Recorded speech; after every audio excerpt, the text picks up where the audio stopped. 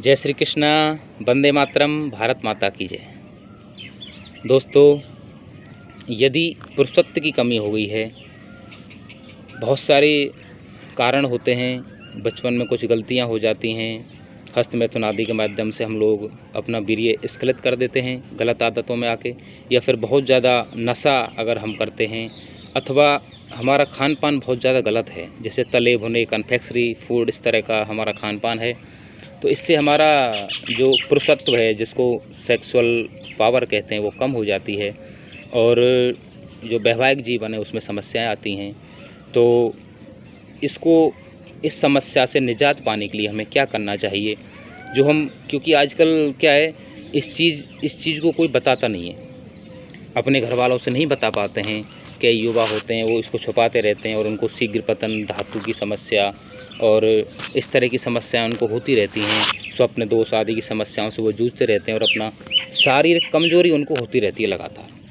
तो इस समस्या से निजात पाने के लिए वो क्या कर सकते हैं कि वो घर पे रह के ही ठीक कर सकते हैं, क्योंकि दीवारों पे आजकल लिखा रहता है धातु रोगी मिलें और फलाना डॉक्टर फलाना ये, तो वो ये सब भ्रामक चीज़ें होती हैं और आपसे केवल पैसे वसूलने के लिए ये सब इतने लंबे चौड़े प्रचार होते हैं। और एलोपैथी में इस चीज़ का कोई उपाय, कोई परमानेंट उपाय इसका नहीं है। हो सकता है आपको टेम्परेरी कुछ रिलीफ मिल जाए, लेकिन परमानेंट इसका उपाय नहीं है। तो इसके लिए आयुर्वेद, नेचुरोपैथी और योग, इससे आप परमानेंट क्योर हो सकते हैं। थोड़ा 1 महीने से लेकर 2 महीने तक का टाइम आपको लग सकता है, लेकिन आप परमानेंट ठीक हो जाएंगे। अब इसके लिए क्या करना है? इसके लिए सबसे पहले आपका तन और मन, ये दोनों स्वस्थ होने चाहिए। तन के लिए क्या करें? सुबह जगते ही पानी पिएं, फ्रेश होने से पहले। हो सके तो नींबू पानी पिएं, नींबू पानी शहद ले लें, या फिर सौंफ का पानी पी लें, या फिर धनिया का पानी पी लें। जो ठंडी प्रकृति का पानी है वो पिएं, अगर आपको कफ रोग नहीं है तो। अभी गर्मियों का मौसम चल रहा है तो इसमें सौंफ का पानी बहुत अच्छा होता है, सौंफ का पानी पिएं। और सुपाच्य नाश्ता लें, अंकुरित ज़्यादा लें, सलाद लें, और तले भुने जो बाहर के जो होते हैं खान पान, उनसे बचें। अत्यधिक अगर आप धूम्रपान या मदिरा का सेवन करते हैं तो वो भी इसके लिए नुकसानदायक है, उन चीज़ों को भी कम कर दें अथवा छोड़ दें तो बहुत अच्छा है। क्योंकि जो रोग का कारण होता है, अगर इसको हम कारण को हटा देते हैं तो उस समस्या का निवारण अपने आप हो जाता है। तो सबसे पहले जो कारण है, उन कारणों को हम दूर करें। आपकी क्षति जो हो चुकी है उसको रिकवर करने के लिए क्या करें? इसमें आयुर्वेद का कुछ सहारा ले सकते हैं, योग का सहारा ले सकते हैं। इसके लिए आप फ्रेश होने के बाद कम से कम 20 से 50 बार आप सूर्य नमस्कार करें। सूर्य नमस्कार के 12 अभ्यास होते हैं, 12 आसन होते हैं उसमें, उसको कम से कम 20 से 50 बार करें। सुबह ब्रह्म मुहूर्त में जगें, थोड़ा टहलें, शुद्ध हवा में लंबे लंबे गहरे सांस लें। और एक सेतुबंद आसन होता है, खास करके सेक्सुअल डिसऑर्डर्स के लिए वो बहुत अच्छा उपयोगी है। और स्त्री या पुरुष किसी भी तरह का अगर कोई कमजोरी है, सेक्सुअल प्रॉब्लम है, तो उसमें इस आसन को बहुत उपयोगी पाया गया। तो सेतुबंद आसन करें, और सेतुबंद आसन कम से कम एक बार में 1 मिनट तक करें। इस तरह से 5 बार कर सकते हैं आप, अथवा 5 मिनट एक साथ कर सकते हैं, क्योंकि 5-10 सेकंड से कुछ नहीं होता है। श्रद्धेय स्वामी रामदेव जी महाराज भी कहते हैं कि यदि आसन को हम 1 मिनट तक कम से कम करते हैं तब उसका पूरा लाभ मिलता है। तो 1 मिनट से 2 मिनट उसको करें, ऐसे करके 2-3 बार करें। उसके अलावा क्या करें? उसके अलावा आप ले सकते हैं शुद्ध आंवला चूर्ण, पतंजलि स्टोर्स पर आपको मिल जाएगा आसानी से, बहुत सस्ता होता है, ज़्यादा महंगा भी नहीं है। तो शुद्ध आंवला चूर्ण लें 100 ग्राम, उसमें 100 ग्राम मिश्री, एक मिश्री होती है, एक मीठा होता है, वो शुद्ध होता है, तो उसको पीस लें। मिश्री को कहीं भी मिल जाती है, परचून की दुकान पर। मिश्री को पीस के उसका पाउडर बना लें, और जितना आंवला चूर्ण है उतना ही मिश्री का पाउडर उसमें मिला लें। उन दोनों को मिला के एक डब्बे में रख लें, और सुबह खाली पेट 1 चम्मच, लगभग 5 से 10 ग्राम नॉर्मल पानी से सुबह खाली पेट ले लें। आधा घंटे तक कुछ भी नहीं खाना है, मतलब आधा घंटे पहले भी कुछ नहीं खाना है, आधा घंटे बाद भी कुछ नहीं खाना है। क्योंकि जब औषधि हम कोई भी लेते हैं तो उसको पाचन के लिए जब पूरा समय हम देते हैं तब उसका पूरा लाभ मिलता है।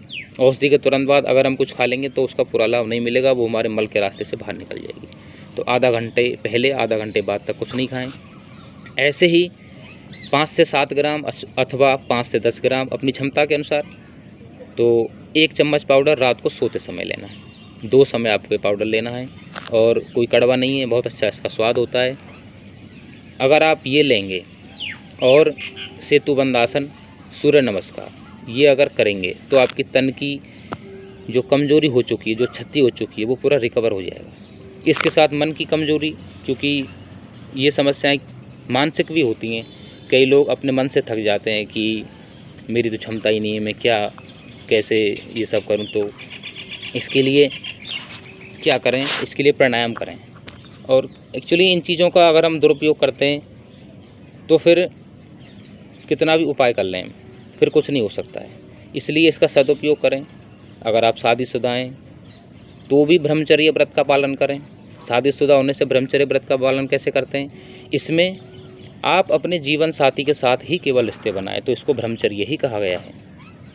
आप अपने जिससे आपकी शादी हुई है, जो आपका वैवाहिक पार्टनर है, केवल उसी के साथ अपने शारीरिक संबंध रखना ही ब्रह्मचर्य है। यदि आप अविवाहित हैं तो अपने ब्रह्मचर्य को पूरी तरह से सुरक्षित रखें, क्योंकि यही आपके जीवन का आधार है। तो मानसिक कमजोरी के लिए क्या करें, प्राणायाम करें। सुबह खाली पेट फ्रेश होने के बाद जब सुबह शुद्ध हवा बहती है ब्रह्म मुहूर्त में, उस समय आलती पालती मार के बैठ जाएं, अथवा किसी भी जो आपको आसान लगे उस आसन में बैठ के कपालभाति प्राणायाम कम से कम 5 से 10 मिनट।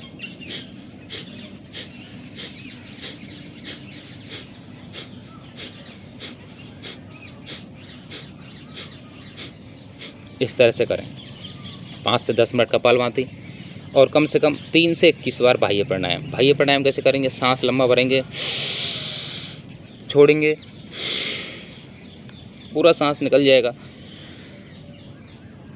तीनों बंदों को लगा लेंगे और सांस को बाहर ही रोक के रखेंगे। मूलबंद, गुदाद्वार को ऊपर खींचना,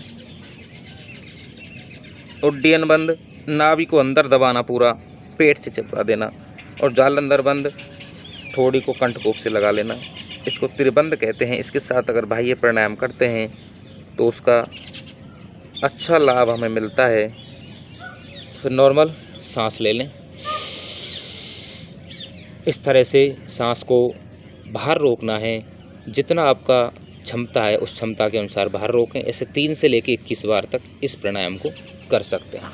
अगर बहुत ज़्यादा गर्मी है तो उसमें ज़्यादा नहीं करें, 21 बार तक इसको कर सकते हैं। बिल्कुल सुरक्षित है, कोई आपको समस्या नहीं होगी। उसके अलावा अनुलोम विलोम करें।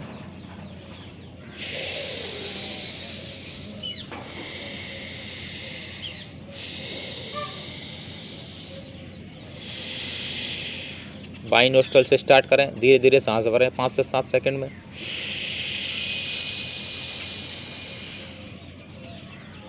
राइट नोस्ट्रल से धीरे धीरे बाहर छोड़ें, धीरे जितना समय में लिया उतने समय में बाहर छोड़ें। फिर दाएं से भरें और बाएं से छोड़ें।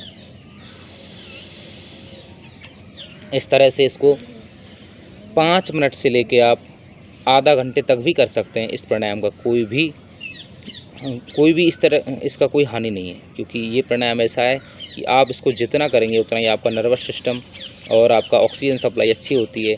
आपकी पूरी बॉडी के लिए बहुत अच्छा है। हर एक ऑर्गन पर इसका इफ़ेक्ट होता है और एक पॉजिटिव एनर्जी आपको मिलती है। इसके अलावा भ्रामरी करें, उद्गीत करते हैं। भ्रामरी में कान बंद, पहली उंगली माथे पे, बाकी उंगली आँखों के ऊपर, सांस लंबा गहरा भरें, भौंरी की तरह गुंजन करना है।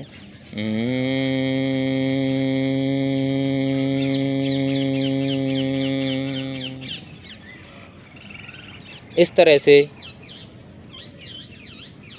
10 से लेके 21 बार तक इसको सुबह शाम दोनों टाइम करें, सोने से पहले और सुबह खाली पेट। फिर उद्गीत प्राणायाम कैसे करना है, ज्ञान मुद्रा में दोनों हाथ रखेंगे, ये ज्ञान मुद्रा है। घुटनों पे हाथों को रख लेंगे, लंबा गहरा सांस लेंगे, आंखें बंद करके आज्ञा चक्र पे ओम का ध्यान करें और इसके साथ ओम का लंबा गहरा उच्चारण करेंगे।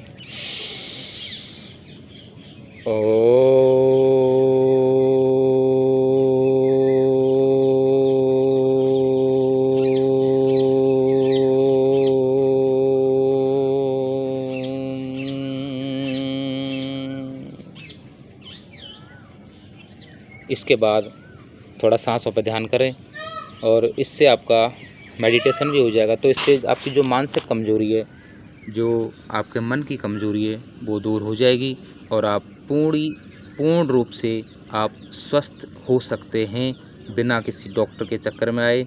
और एक्चुअली ये शरीर हमारा भगवान ने इस तरह से डिज़ाइन किया है कि विशेष परिस्थितियों को छोड़ दें, यदि हम जैसे आपातकालीन स्थिति होती है, उसके अलावा आप नॉर्मल समस्याओं को आप अपने आप ठीक कर सकते हैं। आप अपने डॉक्टर खुद हैं।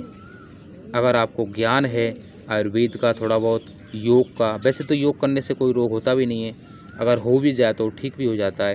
तो अपने आप को स्वस्थ रखें, सुखी रखें, प्रसन्न रहें। इस तरह से अपने जीवन को संपन्न बनाएं, इसी आशा के साथ और आपकी मंगल कामना के साथ। जय श्री कृष्णा, वंदे मातरम, जय गौ माता।